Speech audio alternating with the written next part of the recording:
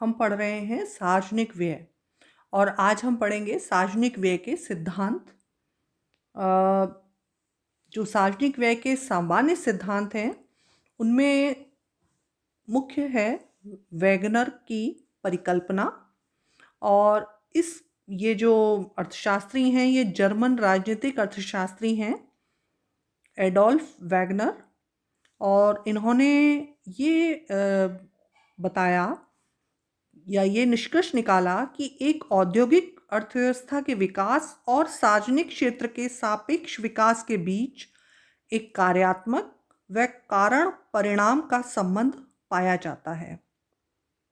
मैं वापस रिपीट कर रही हूँ। इन अर्थशास्त्री ने यह निष्कर्ष निकाला था कि एक औद्योगिक अर्थव्यवस्था के विकास और सार्वजनिक क्षेत्र के सापेक्ष विकास के बीच एक कार्यात्मक व कारण परिणाम का संबंध पाया जाता है। Functional cause and effect relationship. इसका अर्थ यह है कि औद्योगिक अर्थव्यवस्थाओं में सरकारी क्षेत्र का विकास होता है। ऐसा ब्रिटेन, अमेरिका, फ्रांस, जर्मनी व जापान जैसे देशों में पाया जाता है। और वैगनर की परिकल्पना में सरकारी क्रिया को बढ़ता हुआ माना गया है। उनके अनुसार जब औद्योगिक देशों में प्रति व्यक्ति आमदनी व उत्पत्ति बढ़ती है तो वहाँ सार्वजनिक क्षेत्र कुल आर्थिक क्रिया के अनुपात में अवश्य बढ़ते हैं। वैगनर का इस संबंध में यह तर्क है या ये कहना है कि इन देशों में सरकार की वृद्धि का मुख्य कारण सामाजिक प्रगति है। सामाजिक प्रगति के फलस्वरूप सरकार के काम बढ़े जिससे सरकार की आर्थिक क्रियाओं में निरपेक्ष व सापेक्ष वृद्धि हुई। और यह परिकल्पना स्पष्टतया दीर्घकालीन हुई। वैगनर का यह भी मत है कि पहला काम तो सरकार का कानून और व्यवस्था को बनाए रखने का होता है और दूसरा काम आर्थिक वस्तुओं का उत्पादन करना होता है। और उस संबंध में इसे संचार, शिक्षा, मौद्रिक तथा बैंकिंग व्यवस्था का विस्तार करना होता है। आर्थिक विकास, प्रशासन के केंद्रीकरण, श्रम के विशिष्टीकरण आदि से अर्थव्यवस्था में जटिलताएं बढ़ती हैं और सरकारी सेवाओं की गुणवत्ता को कायम रखने के लिए सार्वजनिक क्षेत्र के आर्थिक प्रभाव को बढ़ाने की आवश्यकता पड़ती है। ठीक है। और उनका ये मानना था कि जो भारी स्थिर निवेश हैं वो निजी निगम नहीं कर पाते, इसलिए उनको सरकारी निगमों के माध्यम से करने का प्रयास किया जाता है। ठीक है। और समय के साथ साथ एक औद्योगिक क्षेत्र में आर्थिक क्रिया में सार्वजनिक क्षेत्र के सापेक्ष विस्तार की परिकल्पना पर वैगनर ने बल दिया था। और इस आधार पर उन्होंने बताया कि आर्थिक विकास के साथ साथ प्रति व्यक्ति आय बढ़ती है जिससे सार्वजनिक वस्तुओं पर व्यय में उत्तरोत्तर अधिक वृद्धि की प्रवृत्ति होती है। तो वैगनर की जो सार्वजनिक व्यय के संबंध में परिकल्पना है वो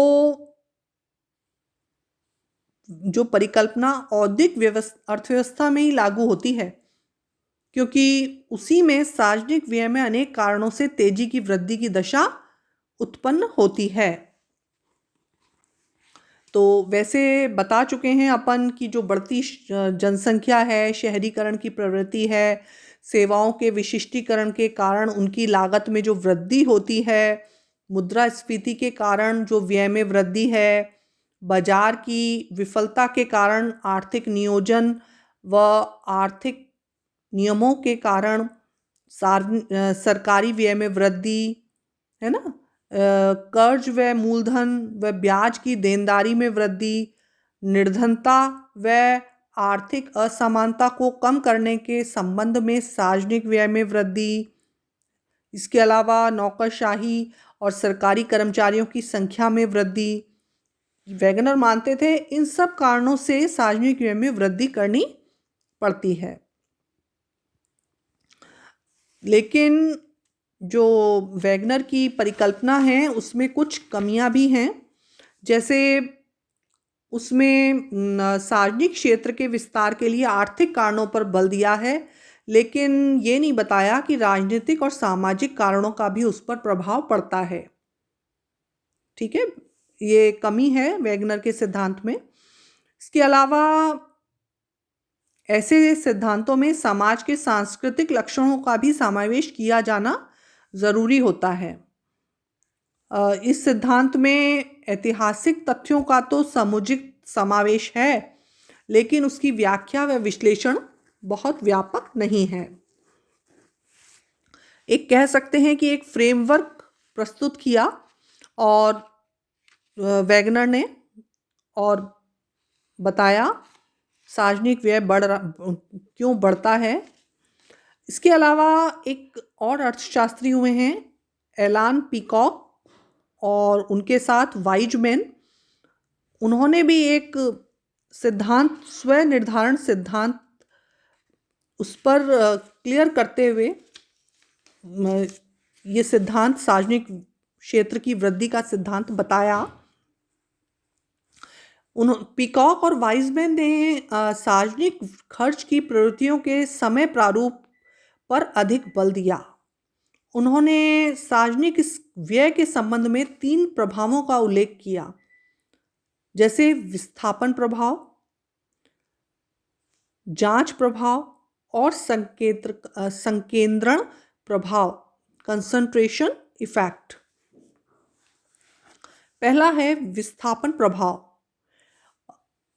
उन्होंने 1890 के बाद ब्रिटिश अर्थव्यवस्था के आंकड़ों का अध्ययन करके यह निष्कर्ष निकाला कि इसमें सार्वजनिक क्षेत्र की सापेक्ष वृद्धि निरंतर वृद्धि के आधार पर नहीं हुई, बल्कि एक सीढ़ी नुमा, स्टेप वाइज, है ना, हुई।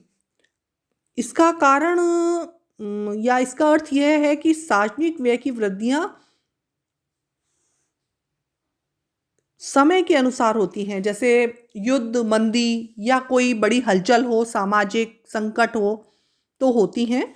और इसको उन्होंने विस्थापन प्रभाव दिया और बताया कि सन 1890 से 1955 की अवधि में ग्रेट ब्रिटेन में इस प्रकार के विस्थापन प्रभाव कई बार देखे गए। ठीक है, मतलब व्यय में वृद्धि हुई, लेकिन किस प्रकार हुई? Step wise. दूसरा है जांच प्रभाव। उसमें उन्होंने बताया युद्ध व अन्य सामाजिक हलचलों के कारण जनता व सरकारें अपनी प्रमुख समस्याओं के हल तलाश करती हैं, जिन पर पहले ध्यान नहीं दिया गया था। इसे जांच प्रभाव की संज्ञा दी गई है और जांच प्रभाव के फलस्वरूप पहले की समस्याओं के नए हल ढूंढे जाते हैं और उनको कार्यान्वित किया जाता है। ये एक नया सार्वजनिक क्षेत्र के विकास को ये नया रूप बताया है।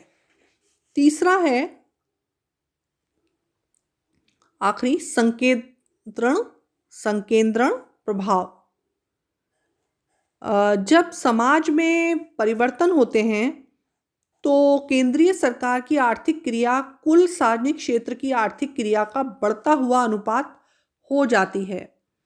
ऐसी दशा में जो राज्य और स्थानीय सरकारें होती हैं उनका सार्वजनिक क्षेत्र में महत्व कम हो जाता है। इसे संकेंद्रण प्रभाव कहा गया है, क्योंकि केंद्रीय सरकार का संपूर्ण आर्थिक क्रिया में सापेक्ष योगदान बढ़ जाता है और नीचे की अन्य सरकारों का घट जाता है। ठीक है, और 20वीं सदी में ब्रिटिश अर्थव्यवस्था में इस प्रकार के परिवर्तन देखे गए थे। तो ये पीकॉक और वाइजमैन ने 3 तरह के प्रभाव बताए और ये बताया इसके माध्यम से सरकार का सार्वजनिक व्यय बढ़ता है। और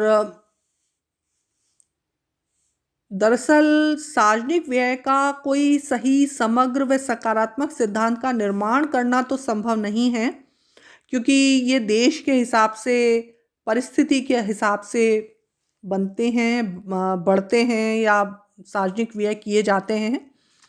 तो लेकिन फिर भी ये 2 सिद्धांत बताए गए हैं।